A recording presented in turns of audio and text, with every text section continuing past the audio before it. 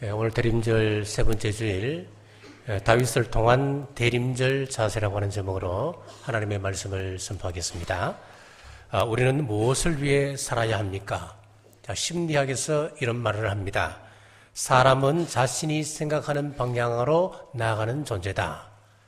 다른 말로 하면 생각하는 것만큼 세계를 산다. 그렇게 이야기할 수 있습니다. 환경이 좋아져야 행복을 누리는 것이 아니고 더 좋은 여건이 주어져야 사람이 변하는 것이 아니란 이야기입니다. 사람이 환경을 컨트롤할 수 있고 사람이 세상에 영향을 준다고 하는 것입니다.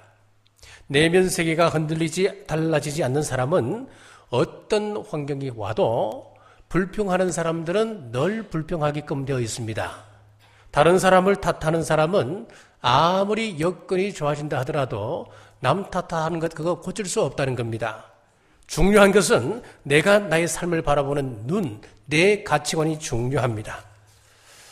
여전히 여건이 좋아져야 내 삶이 좋아지는 것 아닙니다. 지금 있는 자리에서 우리가 하나님의 약속을 붙잡고 미래를 바라보면서 즐길 줄 아는 마음이 중요합니다. 우리는 막연하게 기도합니다. 내가 돈을 많이 벌었으면 좋겠습니다. 또 지금보다 환경이 더 좋아지면 좋겠다는 겁니다.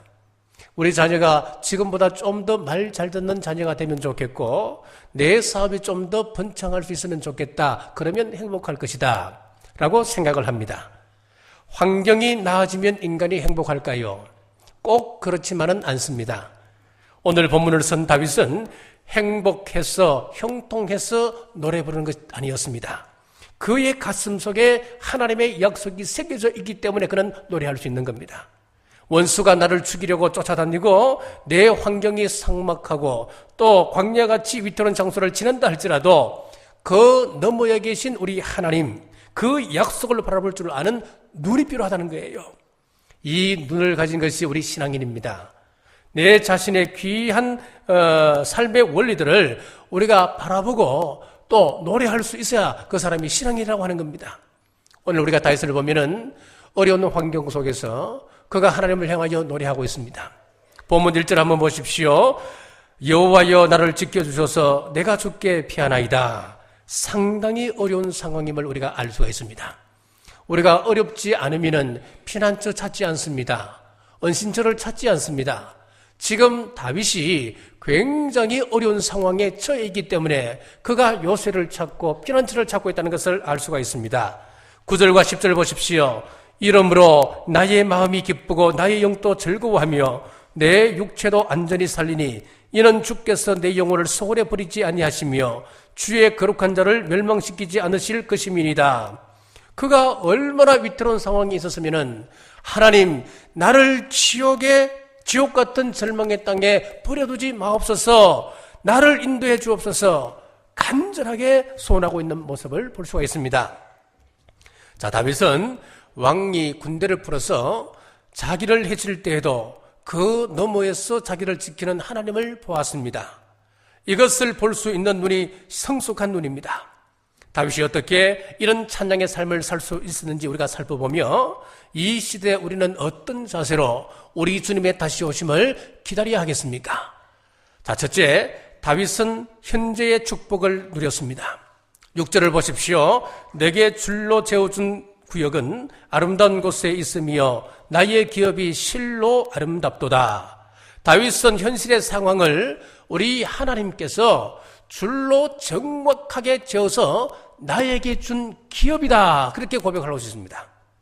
먼 미래에 이루어질 좋은 일만 우리가 생각하는 것이 아니라 지금 당장에 현재 주어진 삶에 고통이 있고 아픔이 있고 상실이 있는 광야와 같은 것이라 할지라도 지금 내가 살고 있는 이 땅, 지금 현실의 삶이 우리 하나님께서 간섭하시고 우리 하나님께서 정확하게 줄로 재어서 하나님께서 지금 이런 여건을 나에게 허락하고 계신다는 것을 고백하고 있습니다. 그렇습니다. 지금 살고 있는 내 땅, 내 환경은 우리 하나님께서 허락하신 기업입니다. 부부간에 갈등이 있고 자녀의 아픔이 있고 형제간에 불화가 있다 할지라도 그 현실 안에서 우리 주님의 해답이 있음을 믿으시길 간절히 바랍니다.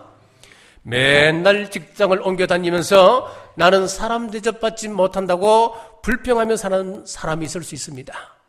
내가 있는 자리에서 해답을 찾아야 됩니다. 거기에 합격했을 때에 우리 하나님께서 더 풍요로운 것을 우리에게 허락하십니다. 모세가 바로의 궁궐에서 그가 정통 왕손이 아니라고 그런 분명히 차별 대우를 받았을 것입니다. 이런 차별 대우를 받을 때에 내가 열받는다고 뛰쳐나갔다면 이스라엘의 지도자가 될 수 있었겠습니까? 아니요. 아마 힘들었을 거예요. 그는 그곳에서 정치를 배우고 정치, 경제, 행정을 배웠습니다. 그리하며 이런 학문들을 통하여서 그가 장차 성경을 기록할 수 있는 학문들을 연마해 가는 것이었습니다. 자, 모세가 하나님의 뜻을 알았겠습니까? 모르지만은 현실의 삶에 충실한 것입니다. 40년 동안 광야에서 참 쓸쓸한 세월을 보내었지요.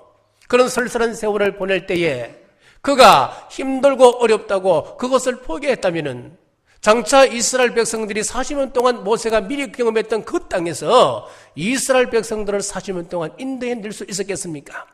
그런 리더십이 어디에서 나왔겠습니까? 이미 그가 40년 혼자서 광야에서 이미 단련받았던 그 과정 속에서 이런 리더십이 나오는 것이었습니다. 더 나은 땅, 더 좋은 환경이 아니라 지금 여기에 우리 하나님의 해답이 있다고 하는 사실을 믿으시는 여러분 되시길 주님의 이름으로 축복합니다. 이스라엘 사람들은 지금 내가 경험하고 있는 이 환경이 하나님께서 내게 준 기업이다 라고 하는 사실을 철저히 믿었습니다. 그리하여 이스라엘 백성들이 가나안 땅에 들어가서 12지파를 놓고 땅을 분배를 합니다. 분배를 하면은 누구든 좋은 땅에 가고 싶지요. 그런데 분배를 하는데 보면은 철저하게 질서를 따라갑니다. 어떤 지파는 산 위에, 또 어떤 지파는 해변가에, 어떤 지파는 강가에, 어떤 지파는 비옥한 땅, 또 어떤 지파는 박토. 거기는 어떤 농사를 해도 결실을 할 수 없는 그런 땅을 분배를 받기도 합니다. 자, 이런 상황입니다만은 이것은 하나님께서 내 조상에게 준 내 것이다, 내 땅이다, 이건 믿고 그들은 성실하게 그 땅을 일구고 그 밭을 경작해 나가는 겁니다. 자, 덴마크는 원래 황무지였습니다. 참 살기가 힘든 그런 땅이었습니다. 많은 사람들이 이 땅을 버리고 다른 나라로 가려고 했습니다. 그때 거룬터비 목사님과 여러 사람들이 하나님께서 우리에게 이 땅을 허락해 주신 것은 분명히 여기에 살 길이 있다고 우리는 믿는다. 그러며 그들은 기도하면서 연구했습니다. 그리고 그 땅에 전나무를 심기 시작했습니다. 자, 결국 그 땅은 비옥한 농토로 바뀌었고 오늘날 세계 최고의 복지국가가 되었습니다. 크리스마스가 되면은 세계 각 나라는 전나무의 트리를 장식합니다. 자, 이것은 이렇게 연주가 되어 있습니다. 덴마크가 전나무를 통하여서 황무지가 사람이 살기 좋은 나라, 부강한 나라 된 것을 기념해서 하나님께 감사의 장식을 올리게 된 것이 유래가 되어서 지금 전 세계에서는 그렇게 하고 있다는 겁니다. 사랑하는 여러분, 척박한 땅, 어려운 환경에 처해 있어서 숨 쉴 수 없을 만큼 큰 고통에 처해 있습니까? 하나님의 뜻이 여기 있다고 믿으시고 성실하게 감당하게 되면은 거기에 우리 하나님의 또 다른 분복이 기다리고 있습니다. 이렇게 다윗은 현재의 축복을 누리고 살아갔었습니다. 지금 시국이 어수선하지만은 이 속에는 분명한 하나님의 뜻이 있습니다. 우리는 대림절을 맞이하여서 지금 하나님의 섭리에 대해서 쭉 말씀을 함께 나누고 있습니다. 하나님의 섭리 없으면 아무것도 이루어지는 것은 없습니다. 바꾸어 이야기하면은 하나님의 섭리가 있기 때문에 지금 이 땅에 이런 어려움이 있는 것입니다. 여러분, 이것을 우리가 인정하면은 이것이 우리에게 복입니다.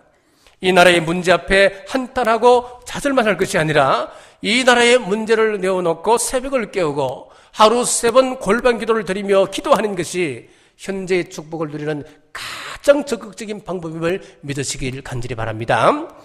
두 번째, 다윗은 성도의 존귀함을 알았습니다. 3절을 봅니다. 땅에 있는 성도들은 존귀한 자들이니 나의 모든 즐거움이 그들에게 있도다. 다윗의 관심은 성도에게 있었습니다. 땅에 있는 성도는 존귀한 자다 그랬습니다. 왜요? 성도는 하나님의 형상으로 지음받아졌기 때문에 그렇습니다. 우리 성도들이 얼마나 존귀했으면 예수 그리스도께서 이 땅에 오셔서 십자가를 지시고 당신의 목숨을 내어주시면서까지 우리를 사랑했겠습니까? 예수님께서 생명을 내어주시면서까지 우리를 살려주신 만큼 저와 여러분은 존귀한 자들입니다. 이런 존귀한 자들이기 때문에 모세가 하나님 앞에 어떻게 기도하는가요? 이스라엘 백성들이 송아지 형상을 만들어 놓고 그 앞에서 광란의 밤을 보내는 겁니다. 그 앞에 우상을 섬기는 겁니다. 모세가 봐도 하나님 앞에 우라통이 터지는 겁니다. 우리 하나님께서 그 모습을 보시고 이스라엘 백성들을 썰어버리겠다. 그때 모세가 어떻게 기도합니까? 하나님, 안 됩니다. 하나님의 백성을 죽이시려면 저를 생명책에서 제하여 주십시오. 저를 죽이십시오. 그렇게 이야기하는 거예요. 이 백성을 이 광야에서 죽이신다면 하나님의 명예가 땅에 떨어집니다. 하나님을 사람들이 모독하게 될 것입니다. 죽이시면 안 됩니다. 차라리 저를 죽이시죠. 하나님께서 그 기도를 들으시지 않습니까? 왜 들으시는 겁니까? 백성들을 사랑하는 하나님의 그 마음을 알았기 때문이에요. 그리고 그 백성들을 향하여 나를 죽여주옵소서 기도하면서 하나님의 마음을 어루만져 드린 겁니다. 그렇습니다. 이 스바냐가 스바냐 3장 17절에 보면 이렇게 이야기합니다. 그가 너로 말미암아 기쁨을 이기지 못하시며 너를 잠잠히 사랑하시며 너로 말미암아 즐거이 부르며 기뻐하시리라. 우리 성도가 얼마나 좋은 존재면은 우리 성도를 바라볼 때마다 우리 하나님께서 어떻게 한다고요? 기뻐서 어쩔 줄을 모르신다는 거예요. 우리 하나님께서. 사도 바울은 빌립보 4장 1절에서 나의 기쁨이요 면류관인 사랑하는 자들아 라고 했습니다. 우리는 면류관이라는 거예요.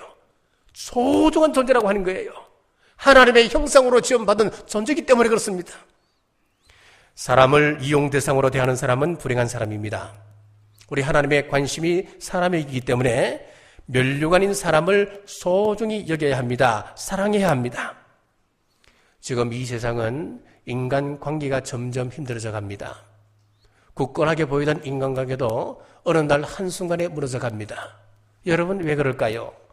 모두가 다 이기적이 되고 자기 소견에 옳은 대로 따라가고 자기 중심대로 사람들을 대하기 때문에 이런 현상이 벌어지는 겁니다. 사랑은 상대방을 높이는 것입니다. 사랑이라고 하는 것은 상대방을 이해하는 것입니다. 사랑이라고 하는 것은 상대방 입장에서 생각해 주는 것입니다. 자, 페다치 목사님이 이런 말을 했습니다. 한국에는 이세벨 영이 많다. 그런 얘기를 했어요. 여러분, 이 말이 무슨 말이겠습니까? 이세벨이 어떤 사람입니까? 이스라엘 역사상 가장 악한 왕 중에 한 사람이 누구냐면 아합 왕인데 아합 왕의 왕후가 되어서 그를 뒤에서 늘 조종하는 겁니다. 아합 왕이 이렇게 악한 왕이 된 것은 이세벨이 뒤에서 조종하는 거예요. 악한 짓을 하도록 늘 조장하는 겁니다. 거기에 현혹되어서 이세벨의 말을 듣고 아합이 역사상 가장 악한 왕이 되는 겁니다. 여러분, 한국 교회에 이런 이세벨의 영이 많다는 거예요. 교회들마다 분란 있는 교회를 잘 보면은 이런 이간질하는 영이 있습니다. 이간질하는 사람이 그 뒤에 항상 도사리고 있습니다. 우리는 이걸 보셔야 되는 거예요. 아, 이세벨이구나. 이세벨이 지금 조장하고 있구나. 이세벨이 지금 이간질하고 있구나. 이거 보셔야 되는 거예요. 이게 우리 교회뿐이겠습니까? 교회뿐만 아닙니다. 국정농단의 이유가 무엇입니까? 전부 뒤에서 조종하는 사람 이세벨의 영 때문에 지금 이런 사단이 난 겁니다. 우리 한국 사람들은 이런 착각을 합니다. 뒤에서 조종해야, 뒤에서 간섭해야 사랑이라고 생각하는 것 같습니다. 그런데 이것은 사랑이 아니에요. 이것은 속박입니다. 우리 하나님의 방법을 한번 보십시오. 우리 하나님은 인격적으로 대하십니다. 그 광야에 나가 있던 이스라엘 백성들에게 한 3일 정도만 만나를 내리지 아니하시면은 이스라엘 백성들을 전부 다 천국에 들어갈 수 있는 선한 사람으로 만들 수 있는 분이 우리 하나님이셔요. 한 일주일 정도만 물질기를 끊어버린다면은 이스라엘 백성들 전부 다 착한 사람 만들 수 있습니다. 그러나 우리 하나님은 그렇게 하시는 분 아니에요. 우리 하나님은 인격적이십니다. 언제 이스라엘 백성들을 함부로 대하시던가요? 종으로 대하신 적이 어디 있었습니까? 이제는 이스라엘 백성들이 종이 아니라는 거예요. 하나님이 무선으로 조정하는 로봇가 아니라는 이야기입니다. 이제 네가 선택해라. 지금 네 앞에 이 모든 것을 선택할 수 있는 권한이 너에게 있다. 그리고 네가 선택했으면 거기에 대한 책임도 너에게 있다. 지금 네 앞에 사망과 생명이 놓여 있다. 복과 저주가 네 앞에 있다. 네가 선택해라. 자유권을 가진 너는 주권자다. 우리 하나님은 우리 한 사람 한 사람을 그렇게 대하시는 거예요. 우리 하나님께서 여러분들을 고치시려고 또 여러분들을 하나님 앞에 절대적으로 순종하는 순종의 사람 만드시려고 한다면은 하나님께서 자동차 몇 바퀴 한번 굴려버리시면 하나님 앞에 다 무릎 꿇게 되어 있습니다. 그런데 우리 하나님은 그렇게 하시는 분이 아니에요. 가만히 내버려 두시는 거예요. 그런데 우리는 사람을 마음대로 조종하면서 이것을 사랑이라고 착각을 하고 살아갑니다. 자, 청문회에 나왔던 장모 씨가 학창 시절 때 그런 일을 했다고 이런 이야기들이 많이 밝혀지고 있는데, 자기보다 이쁜 학생이 있으면은 그 학생은 왕따를 시키고 이지매를 하는 거예요. 이런 것들이 다 드러나는 거예요. 우리는 그것을 보고 어떻게 사람이 저렇게 잔인할 수가 있을까? 다 욕을 하지요. 자, 그런데 욕할 것도 없습니다. 우리는 더한 사람일 수 있습니다. 우리가 사람을 소중히 여기는 마음이 없다면은 누구나가 다 그런 마음을 가질 수 있을 밖에 없습니다, 여러분. 우리 교회 안에 한번 오십시오. 물론 없겠습니다만은 이런 일들은 얼마든지 일어날 수가 있습니다. 신앙생활 하면서 사람을 소외시키고 멀리하고 이상한 특세 같은 것이 혹시 없습니까? 우리가 이런 아픔들과 온 국민이 겪고 있으면서 우리 속에, 내 마음 속에 이런 것은 없는지 잘 점검하시기를 바랍니다. 사람을 소중히 여기는 사람이 하나님을 소중히 여기는 사람입니다. 사람을 소중히 여길 때에 우리 마음에는 즐거움이 있고 우리 마음에는 기쁨이 충만하게 됩니다. 한번 생각해 보십시오. 귀한 사람하고 살아야 행복한 것이지, 맨날 도둑놈 같은 사람하고 살고 사기꾼 같은 사람하고 산다면은 그 사람이 행복하겠습니까, 여러분? 늘 불안하지 않겠습니까? 늘 힘들지 않겠습니까? 다윗이 성도를 소중히 여긴 것처럼 우리 또한 우리 주님 다시 오시는 그날까지 내 남편, 내 아내를 최고로 존중하며 우리 성도들을 지지하고 격려하고 세워주시는 남북의 온 성도님 되시길 주님의 이름으로 축복합니다. 세 번째는 다윗은 여호와 하나님을 절대적으로 신뢰했습니다. 다른 말로 하면 이것은 섭리신앙입니다. 8절을 보십시오. 내가 여호와를 항상 내 앞에 모시며, 이것을 다른 말로 하면 하나님 앞에 내가 예배드리는 삶을 살겠습니다, 이 고백이에요. 2절을 봅니다. 내가 여호와께 아뢰되 주는 나의 주님이시오니 주 밖에는 나의 복이 없다 하였나이다. 하나님만이 내 인생의 주인입니다, 고백하고 있습니다. 우리는 하나님을 주라고 고백합니다. 우리는 입술로 이렇게 고백하지만은 내 마음대로 되지 않을 경우에 내가 대적하고 불평하고 원망합니다. 내가 의도했던 대로 순조롭게 일이 진행되지 아니하면은 우리는 토라집니다. 기도하면 다 된다 그러더니만 기도해도 안 되대. 예배하면 하나님께서 복 주신다 하시더면 왜 예배 드려도 안 되는 거야? 하나님을 주라고 고백했다면 주님 이끄시는 길에 대해서 우리가 승복할 줄 알아야 됩니다. 요셉이 하나님의 계획 안에서 보면 그는 분명히 총리가 되어야 할 사람입니다. 이스라엘의 구원자가 되어야 합니다. 그런데 하나님의 계획이 여기 있는데 이 사람 현실을 바라볼 때에 이 사람은 가나안 총구석에 사는 거예요. 이런 촌놈이 어디서 공부를 배울 수 있겠습니까? 하나님께서 특별한 방법으로 애굽의 경호실장 보디발의 집으로 노예로 팔아버립니다. 거기에서 경제학을 공부하는 거예요. 경영을 공부하는 거예요. 자, 경제를 공부하고 경영을 공부하면서 가정총무가 되었습니다. 보디발 집의 가정총무다. 여러분, 굉장한 일 아니겠습니까? 자, 여기서 경제를 공부하고 경영을 공부해서 실전적으로는 아주 경험이 많은 사람이 되었습니다만은 이것 가지고 한 나라를 다스릴 수 있는 한 나라의 총무는 될 수 없는 겁니다. 그래서 정치를 배우는데 어디서 배울 수 있겠습니까? 하나님께서 무료로 또 공부를 시키지요. 장관들이 잘못해서 들어가는 감옥에 보디발의 배려로 거기를 들어가는 겁니다. 거기서 정치를 배우는 겁니다. 왕궁의 법도를 거기서 배우게 되는 것입니다. 요셉이 장차 총무가 될 것을 알았겠습니까? 총리가 될 것 알았겠습니까? 몰랐습니다. 하지만 요셉에게 있어서 분명한 사실 하나가 있는데 그것은 바로 하나님을 절대 신뢰한 겁니다. 지금 내 현실에 닥친 이 아픔이 너무나 크고 무거워서 당장은 무슨 의미고 우리가 알지 못하지만은 하나님을 신뢰하게 되면 때가 되면은 그를 총리로 높이 세워서 모든 사람들을 먹여 살릴 수 있는 생명의 보양자 사브낫 가파네아로 그 이름을 바꾸시고 그를 높이 들어 사용하시는 겁니다. 사드락과 메삭과 아벳노고가 왕의 신상 앞에 절하지 아니하면은 풀무불에 던진다고 하는 법령 앞에서 그 앞에 순종할 수가 없는 겁니다. 신상 앞에 절을 할 수 없는 겁니다. 이것은 엄연한 우상 숭배이기 때문에 그렇습니다. 그들에게 이런 배짱이, 이런 믿음이 어디서 나오는 겁니까? 다니엘서 3장 17절에 보면 왕이여 우리가 섬기는 하나님이 계시다면 우리를 맹렬히 타는 풀무불 가운데서 능히 건져내시겠고 왕의 손에서도 건져내시리라. 살아계신 우리 하나님께서 우리를 능히 건져주신다고 하는 절대 믿음, 절대 신뢰 때문에 이런 배짱이 생기는 거예요. 중요한 것은 어떤 환경이냐가 중요하지 않습니다. 내가 여호와를 항상 내 앞에 모심이여 어떤 환경에서도 예배드리며 주님만이 나의 인생의 주인 되십니다. 주님이 내 인생을 끌고 가십니다. 이 고백이 중요합니다. 선지자 하갑북은 돈이 없었습니다. 외양간에 양들, 소떼가 자꾸 사라지는 겁니다. 요즘 말로 하면 불황기입니다. 수입이 자꾸 줄어듭니다. 이제는 먹고 살기조차 힘들어집니다. 자, 그러나 나는 여호와 하나님 때문에 행복합니다.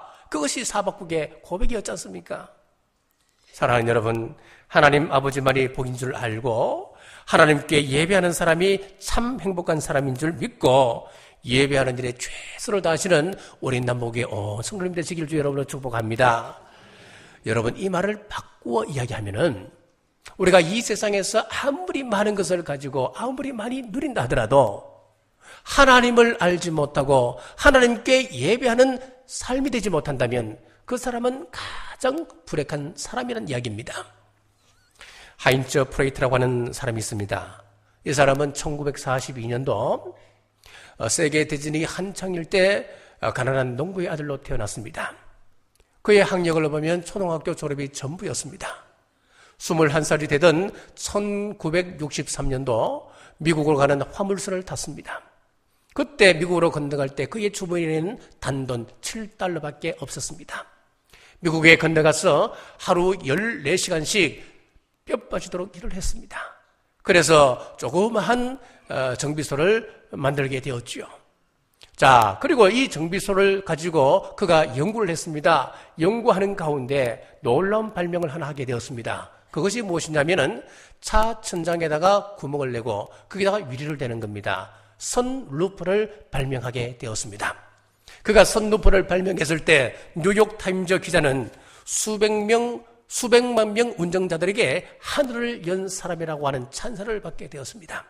사업이 번창했습니다. 대사업가로 성장해서 36개의 계열사와 22개의 신문사, 그리고 또 여러 개의 호텔과 식당을 경영하게 되었고 개인 섬을 소유하고 또 성과 같은 집을 짓고 살았습니다.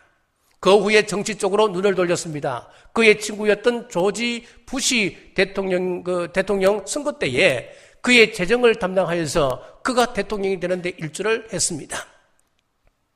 자, 이렇게 세상적으로 큰 성공을 거두었고 수많은 사람들의 부러움의 대상이었습니다. 그런데 그가 갑작스럽게 자살을 했습니다. 그의 자살 이유는 너무나 단순했습니다. 삶의 의미를 찾지 못하기 때문에 자살했다는 겁니다. 그가 지향했던 목적들이 성취되자 더 이상 인생의 목표가 사라졌다. 삶의 의미를 찾지 못하겠다. 그리고는 스스로 목숨을 끊고 말았습니다. 사람을 불행하게 만드는 것 외적인 환경이 아니라 프레이트에겐 하나님을 신뢰하는 믿음이 없었습니다. 예배하는 삶이 없었습니다. 어떤 환경 속에서도 하나님은 내 삶을 주장하시고 있으신다고 하는 고백이 없었습니다. 그러니까 삶의 의미를 찾지 못하고 공고한 거예요. 결국은 스스로 목숨을 끊어버리는 어리석은 선택을 하고 말았습니다. 자, 하나님은 사람들에게 통치권을 주셨습니다. 하늘과 땅과 바다를 정복하라, 다스리라 라고 말씀하셨습니다. 그렇습니다. 우리는 환경의 영향을 받는 사람이 아니라 환경을 지배하는 사람입니다. 운명에 의해 사는 존재가 아니라 우리는 운명을 바꾸고 개척하는 사람들입니다. 적어도 관상에 의해서, 손금에 의해서 조상의 묘를 잘 써야 우리가 행복하고 잘 살 수 있다고 하는 이런 운명론적, 이런 환경 속에 사는 사람들이 아니라 이 모든 것을 바꿀 수 있는 능력을 가진 사람들, 크리스찬이라고 하는 것은 이런 능력을 붙들고 사는 사람입니다. 저와 여러분이 바로 이런 사람임을 믿으시길 주 이름으로 축복합니다. 저는 믿습니다. 우리 하나님의 섭리를 믿습니다. 대통령 탄핵안이 가결되었습니다. 어느 정권에서든 빚은 실세가 득세하는 것은 마찬가지였습니다. 과거에도 이런 빚은 실세들 때문에 목숨을 끊은 사람들이 많았습니다. 피눈물을 흘린 사람들이 얼마나 많았습니까? 그런데 올해 왜 과거에도 있었던 이런 빚은 실세 문제가 이렇게 세상에서 온 사람들에게 두드러지는 겁니까? 이 문제 때문에 대통령이 왜 탄핵을 당합니까? 여기는 분명히 하나님의 섭리가 있음을 저는 믿습니다. 유명한 경제인들이 청문회에 나와서 TV를 통하여 온 백성들에게 질문하며 떠는 그 모습을 보았습니다. 정정당당하게 기업 이윤을 창출하라고 하는 하나님의 섭리임을 저는 믿습니다. 최순실, 이세벨 같은 한 존재가 얼마나 무서운가 깨닫게 하는 하나님의 섭리입니다. 이 모든 것은 마지막 때 이 민족을 깨끗하게 만드시고자 하는 하나님의 섭리임을 저는 믿습니다. 하나님은 우리를 사용하십니다. 이 민족을 사용하시는데 성경은 분명히 말씀합니다. 은그릇도 있고 금그릇도 있고 질그릇도 있고 나무그릇도 있고 온갖 모양의 그릇들이 있을 수 있습니다.